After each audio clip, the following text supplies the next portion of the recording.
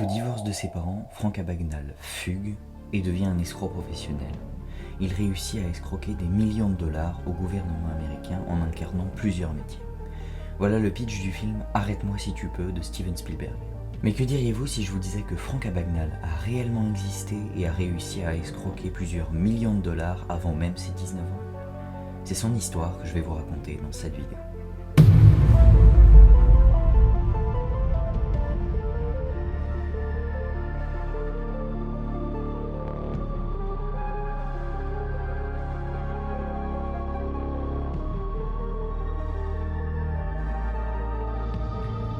Bienvenue sur ce nouveau concept de vidéo où je vais vous raconter à chaque fois une histoire vraie dont un film s'est inspiré.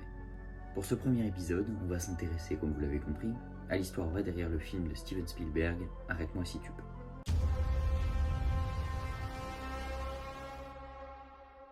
Frank Abagnale Jr. naît en 1948 à New Rochelle dans l'état de New York. Dès son plus jeune âge, il montre un certain talent pour la tromperie et la ruse, mais tout bascule vraiment lorsque ses parents divorcent.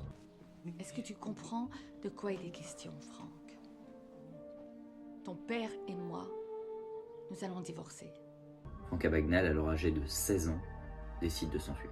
Maintenant seul, il doit trouver des stratagèmes pour survivre et il commence alors à falsifier des chèques. Au début, il modifie les chèques de son propre compte bancaire. Il augmente les sommes sur les chèques afin de retirer plus d'argent que ce qu'il ne possède réellement.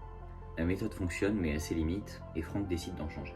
Il se met alors à utiliser du papier spécial et des machines à écrire et arrive à créer des faux chèques. Il fait cela de manière assez professionnelle pour qu'ils paraissent authentiques et afin d'éviter de se faire prendre, il ouvre plusieurs comptes sous de fausses identités et répartit l'argent des chèques dessus. Pour augmenter la crédibilité de ces chèques, il colle dessus des logos de la Pan Am, une ancienne compagnie aérienne américaine, et utilise un numéro de compte qui leur appartient.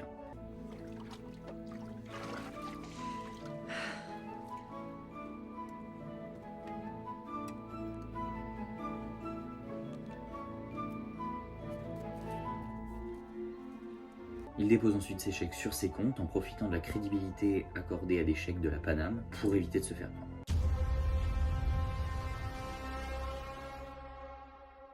En 1965, à 17 ans, Frank incarne son premier métier. Il décide de se faire passer pour un pilote de ligne. Il se procure une fausse carte d'identité de pilote et une fausse tenue de pilote. Cette escroquerie lui permet de voyager gratuitement sur les avions de la Pan Am, de séjourner dans des hôtels luxueux, d'accumuler des frais, et tout cela payé par la compagnie. Un an plus tard, en 1966, Frank utilise un faux diplôme de l'université de Columbia pour obtenir un poste de superviseur résident à l'hôpital de Cobb County en Georgie. Pendant près d'un an, il supervise les internes et les résidents sans jamais avoir pratiqué la médecine. Pour conserver son secret, il évite autant que possible les tâches médicales directes et délègue énormément de travail. En 1967, Frank falsifie un diplôme de l'université de Harvard et tente de passer l'examen du barreau de Louisiane pour devenir assistant du procureur général de l'État. Il réussit l'examen au 3e essai, puis travaille pendant 8 mois sans que personne ne découvre son secret. Frank se fait ensuite passer pour un professeur de sociologie à la Brigham Young University en utilisant un faux diplôme pour obtenir le poste.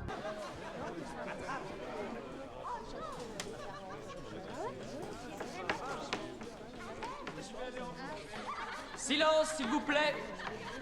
Je suis monsieur Abagnale. Abagnale. Pas Abagnale, pas Abagnale, mais Abagnale. Voulez-vous me dire à quel chapitre vous en étiez, s'il vous plaît?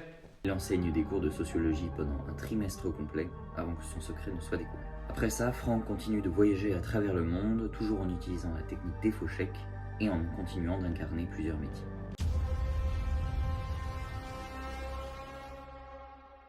Maintenant que nous avons parlé de toute la première partie de la vie de Frank Abagnale, nous allons nous intéresser un peu plus au film et aux différences qu'il y a entre la réalité et le film.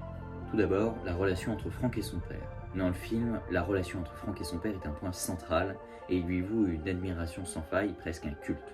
Dans la réalité, bien que Frank ait effectivement idolâtré son père, leur relation était moins romancée et dramatisée que dans le film. Ensuite, on a l'agent du FBI, Carl Hanratty. Dans le film, Carl Hanratty est un personnage central qui poursuit Abagnale à travers le monde et une relation presque paternelle se développe entre eux. Dans la réalité, Hanratty n'existe pas. Le nom Hanratty est fictif et c'est un condensé des membres de l'équipe du FBI qui ont traqué Abagnale. Et leur relation n'était pas aussi paternelle que dans le film. On a ensuite la scène de l'hôtel à Miami. Dans le film, Hanratty arrive à retrouver Abagnale dans un hôtel, mais celui-ci lui échappe en prétendant être un membre des services secrets. Lâchez ça! Calme! Vous êtes en retard, d'accord? Je m'appelle Allen, Barry Allen, service secret des États-Unis. Votre homme a tenté de s'enfuir en sautant par la fenêtre. Mon collègue le garde en bas. Qu'est-ce que c'est cette histoire? Quoi? Vous croyez que le FBI est le seul sur cette affaire? En réalité, il n'y a aucune preuve que cet événement ait eu lieu, et beaucoup de ces événements ont été ajoutés dans le film pour augmenter le côté dramatique. L'histoire d'amour avec Brenda. Dans le film, Frank a une relation amoureuse avec Brenda Strong, une infirmière qu'il rencontre lorsqu'il se fait passer pour un médecin. En réalité, Brenda n'existe pas. Elle est basée sur plusieurs femmes que Frank a rencontrées dans sa vie et avec qui il a eu des relations. Et enfin, la capture en France. Dans le film, Frank est capturé dans un petit village français pendant Noël, dans une scène très dramatique. En réalité, bien que Frank ait effectivement été capturé en France, son arrestation est évidemment cinématographique. Il a été capturé dans une petite boulangerie à Montpellier.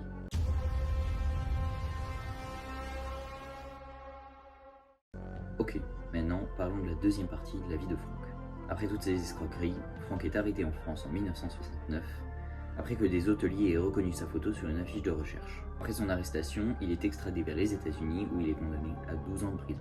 Alors qu'il purgeait sa peine dans la prison fédérale de Petersburg, en Virginie, Frank est approché par le FBI qui lui fait une proposition intéressante. Le FBI est impressionné par son ingéniosité et sa connaissance approfondie des techniques de fraude et lui offre de travailler avec eux pour les aider à prévenir et identifier les fraudes. En échange de sa collaboration, Frank est libéré sous condition après avoir purgé seulement 5 ans de sa peine. Il accepte d'aider le FBI et d'y travailler comme consultant. Il donne des cours aux agents du FBI sur les techniques de fraude et de contrefaçon, il leur apprend à détecter les faux documents et les faux chèques.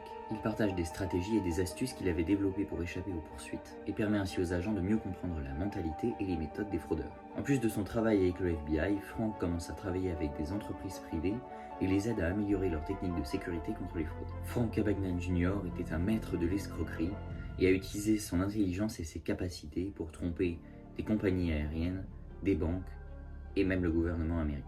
Sa collaboration avec le FBI montre comment une profonde compréhension du crime peut être utilisée pour prévenir d'autres crimes. De l'un des plus grands escrocs de l'histoire, il est devenu l'un des plus précieux alliés dans la lutte contre la fraude. J'espère que cette nouvelle vidéo et ce concept vous a plu. Moi j'ai adoré me plonger comme ça dans une histoire et ensuite vous la raconter. Dites-moi s'il y a des choses que je peux améliorer ou que je dois changer. Cette vidéo m'a demandé un énorme travail de recherche et c'est une des premières vidéos que j'ai réellement écrites, donc je vous engage, si vous avez aimé, à vous abonner surtout et à mettre un petit pouce bleu. Sur ce, je vous laisse, je vous dis à la semaine prochaine et ciao. Now, you did all these things for what reason? Well, basically, at the age of 16, coming from a little town in upstate New York, my parents separated when I was 16 and kind of emotionally bothered me, and I couldn't get my parents back together again, so I ran away from home and found myself in New York City without a job, with no money. And as I went in and looked for employment, people would say, "How old are you?" I'd tell them I was 16. They wanted to pay me $1.25, $1.50, and I realized I couldn't support myself in New York on that amount of money. So I decided to advance my age. I always looked a little older, so I started saying I was 26 years old. People started paying me a little more money, but not enough to support myself. So I got into the habit of starting to write personal checks without having any money in the bank. And the more I did that, the more confidence I built up that I could do it.